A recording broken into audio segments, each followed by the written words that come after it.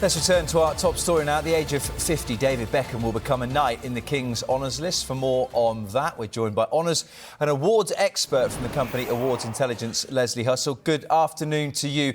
Give us some trade secrets then as to what qualifies someone for a knighthood.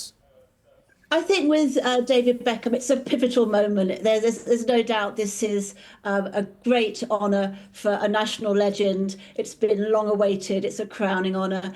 He's absolutely at the top of his game as a player, clearly. That meets the honours criteria of being at the very height of your profession. Then, of course, he's been a global icon, promoting a positive image of Britain in sport, in fashion, in public appearances. And that meets the honours criteria of enhancing the reputation of the UK on the world stage. And then, of course, his charity work at UNICEF, a brilliant ambassador for 20 years. Now, that's voluntary service and it's philanthropy, which are other important factors for a knighthood. And then now his close support of the King and the King's Foundation. Now, that's a charity which works in education, it works in sustainability and community. And we know from the honours committees that those are three key factors that they are looking for to recognise people. So no doubt he's absolutely there. The time has come. He's meeting those knighthood criteria of sustained achievement, giving back to society, being having earned the respect of his peers and being a national role model. So I think many people will agree that really his time has come and he does merit that K.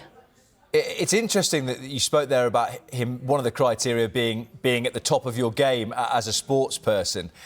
And a lot of those who've been knighted or given a damehood have got that whilst they've still been competing. Is it a little bit of a surprise that it's taken till the age of 50 for someone who's been the England football captain to get the recognition? Sure, absolutely. And that's why I think people are saying, well, at last. There are, of course, a couple of factors that may have delayed this knighthood. As you know, there was some controversy because David Beckham was involved in a tax avoidance scheme. It's not illegal, but it was perceived as not being in the spirit of public service that the honour system is designed to recognise. And then also in 2017, there were some leaked emails where he allegedly complained about the honours system. But clearly now, Sir Keir Starmer, the Prime Minister, and the King himself are absolutely behind this and, full steam ahead. Yeah, just for clarity there, a spokesperson for David Beckham at the time said that those emails were hacked, doctored and private. Just on the relationship with the King then and actually with the royal family as a whole, I think David Beckham waited for something like 12 hours to pay his respects to Her Majesty the Queen when she passed away. And I wonder whether that strength of relationship is something else that can contribute to someone being recognised in this way. Completely agree. Yeah, it is. The King does have the final say when honours are handed out. But I think that being there at the Queen's lying in state, I did it myself. It was 12 hours. It was really tough. He was there. He was chatting to the crowds. He was an ordinary person. I think that endears him.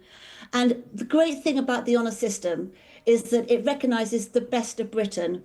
It's about saying to other people on the world stage, look at us, look what we can do, look what we can achieve. And here's an example of a great Britain. You know, it's a tough, competitive world out there. And this is really important soft power, having an honest list and being able to showcase the best that this country can produce. It's really interesting, isn't it? Because there are some people in the sphere of sport who have politely declined honours like this in the past. But I get the sense that for all his England caps, for all his Premier League medals, for everything else he's won, this is something that will be really significant to David Beckham and his family. I think so, absolutely. He will be Sir David Beckham, Victoria will be Lady Victoria. There's going to be a pride within the family and wider as to what he's achieved. But, you know, we talk about celebrities and the celebrities make up 90%. The celebrities only make up 10% of the honours list. 9 out of 10 people are ordinary people doing extraordinary things. That could be the local football coach. It could be the people who've been making the cricket tees for years on end. It could be somebody who stepped in, an entrepreneur, and saved a local club. But you have to be in it to win it. You can't nominate yourself.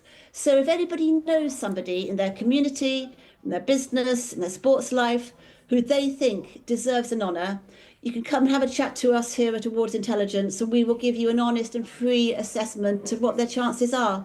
It's all about impact. What have you or that person changed for the better in a way that Britain can be proud?